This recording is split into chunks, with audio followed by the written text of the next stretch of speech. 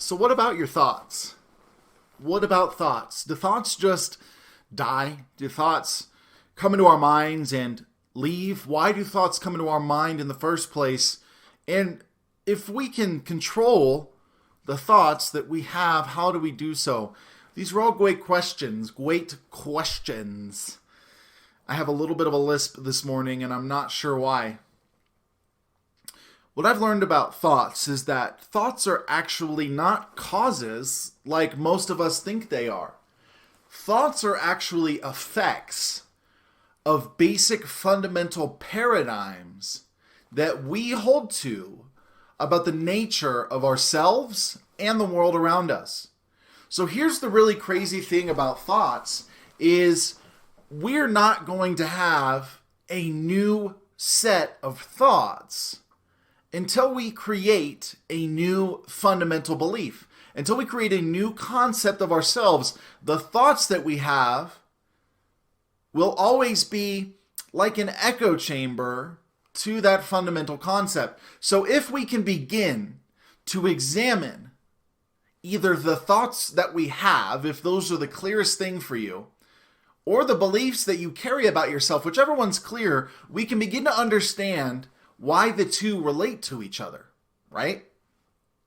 So what do we begin to do? How do we change our concept of ourself, our paradigm, our fundamental beliefs about ourselves in our world to actually create change in our lives? The first step is getting very, very clear on what it is that you actually want in life. $1 million is not clear enough. However, a company selling 8 products that results in $75,000 a month in monthly recurring revenue that requires $10,000 of ad spend and $25,000 of staffing. Now that's very specific. That's a lot more specific than $1 million. So we have to define what we want, right? So your first step, if you're writing, if you're taking some notes, is to get clear on what you really want. The second step is to begin to identify the paradigms, the belief systems, the fundamental concepts that person, the person that's achieving those things, is carrying, right? So on one hand, we've got your paradigms, and on the next hand, we have the paradigms that the person that you want to be is carrying. And if we can cross that psychological bridge and begin to take on those paradigms of the person that is doing the things that we want and getting the results that we want, we can, in turn, actually create those circumstances in our life. Hard work does not lead to success. Hard work does not lead to success. And this flies in the face of 99% of the hustle and grind teachings that you probably hear on a regular basis. I have seen people work hard for decades and make absolutely nothing out of it. And I've seen people that understand these laws and create 6, 7, 8, 9, and 10-figure companies in 2 to 3 years. And we can say, oh, well, they probably did it before, or, oh, that's fine. The matter is irrelevant. One person is carrying the consciousness, the awareness of being the person that they want to be, and the other person is totally aware of lack. Here's the thing. We can't be aware of lack and create abundance at the same time. It's just not how it works. In order to create abundance, we must become aware of greater and greater levels of abundance in our lives. So how does that start? Well, it starts with things as simple as being grateful.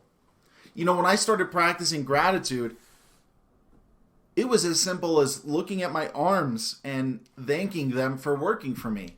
You know, when's the last time you thanked your body for working for you, for operating? Even when you're consciously unaware in sleep, your body is still regulating itself, your heart is still beating. It's one of the most amazing things.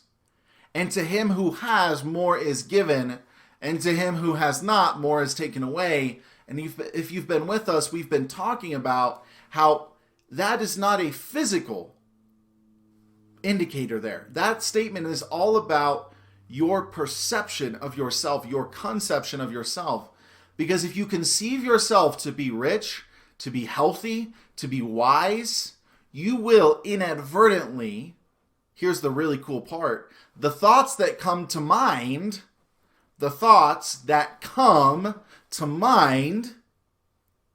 will reflect the substance of the fundamental beliefs that you carry. If you listen to Bob Proctor, he uses the word paradigm. We cannot change our lives without changing our paradigm. And another word for paradigm is concept of ourselves. Our paradigm, our concept of ourselves, is our basic, most fundamental beliefs about who we are. And if those beliefs, I want you to think about this, if those beliefs are not in alignment with the person that you want to be, you can guarantee that you will never become that person. And here is the magic. Here is the power.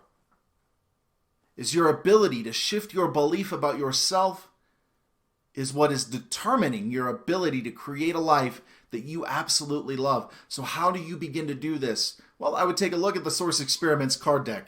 It's a great way to rediscover who you really are. Another way I would do this is starting to read up on literature from the likes of Neville Goddard. Neville has been absolutely transformative in helping me understand a lot of these laws. Bob Proctor is another great one. Napoleon Hill.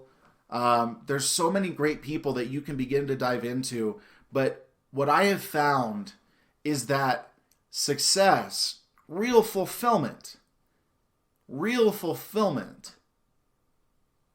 in this world is a byproduct of discovering that fulfillment inside of ourselves.